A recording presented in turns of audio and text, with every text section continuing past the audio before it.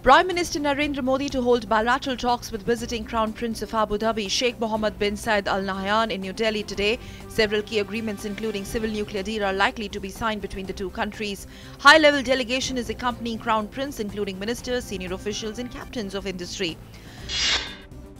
Prime Minister Modi has said governors can work as catalytic agents in the state, speeding up and improving processes without themselves becoming a part of them. He was addressing the concluding session of the 47th Governors Conference in New Delhi on Wednesday. Braveheart Lance Naik Hanumanthappas' condition continues to remain very critical with evidence of oxygen deprivation to the brain on CT scan. There is evidence of pneumonia in both lungs. His multi-organ dysfunction state continues unabated. Meanwhile, scores of people across the country are praying for his recovery.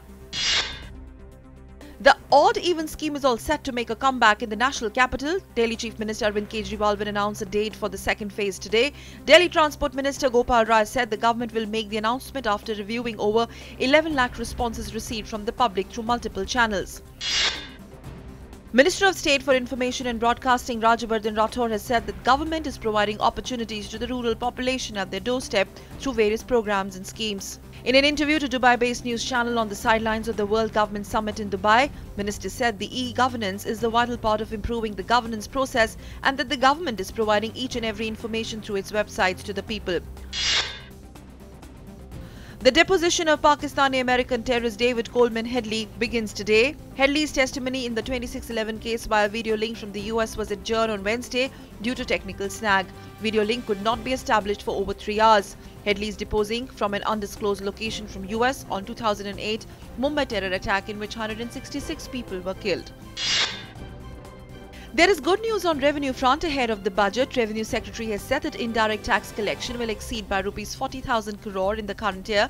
Government will achieve the tax revenue target for the current year with larger than budgeted indirect tax collections, making up for a possible shortfall in direct taxes. Tax collection between April-January shows an increase of 33% in indirect taxes. In yet another shocker from North Korea, reports say that Army Chief of Staff Ri Yong-gil has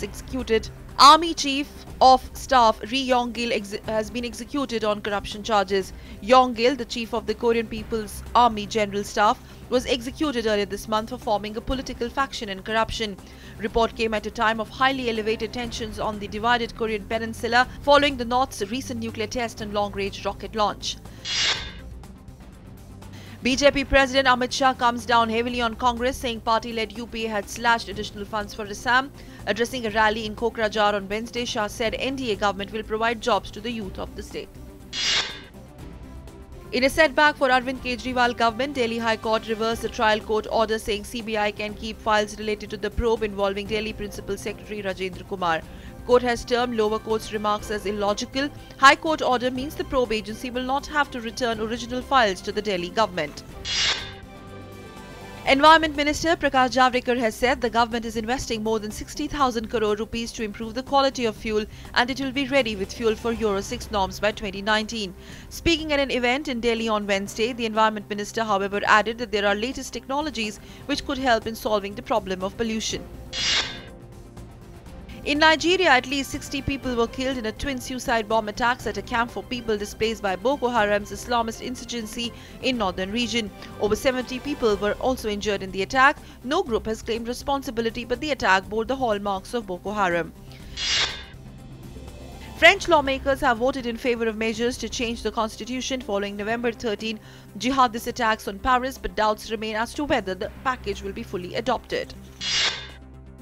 Delhi High Court on Wednesday issued notices to Delhi Lieutenant Governor and 3 municipal corporations on a petition seeking merger of the 3 municipal corporations into one. Court has asked MCDs to ensure that all sanitation workers are paid update and has also asked unions to give lists of who hasn't got salary. Meanwhile, North, South and East MCD submitted affidavit in Delhi High Court claiming salaries of all employees released till January 16th.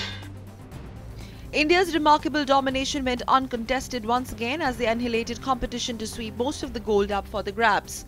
India won 198 medals in South Asian Games with 118 gold medals so far, surpassing the record of 90 golds in Dhaka Games of 2010. Earlier, Indian men team defeated Sri Lanka 3-0 in the pool match of the South Asian Games on Wednesday.